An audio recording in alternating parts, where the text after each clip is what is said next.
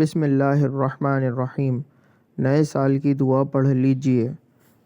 جب نیا سال شروع ہوتا تو حضرت محمد صلی اللہ علیہ وآلہ وسلم کے صحابہ ایک دوسرے کو یہ دعا سکھاتے اور بتاتے تھے۔ اللہم ادخلہ علینا بالامن والایمان والسلامۃ والاسلام ورضوان من الرحمن وجوار من الشیطان۔ ترجمہ: اے میرے پیارے اللہ، اس کو ہم پر امن و امان، سلامتی و سلام اور رحمان کی خوشنودی اور شیطان سے حفاظت کے ساتھ لائیے۔ چینل کو سبسکرائب، لائک اینڈ شیئر کیجیے۔ جزاک اللہ خیرا۔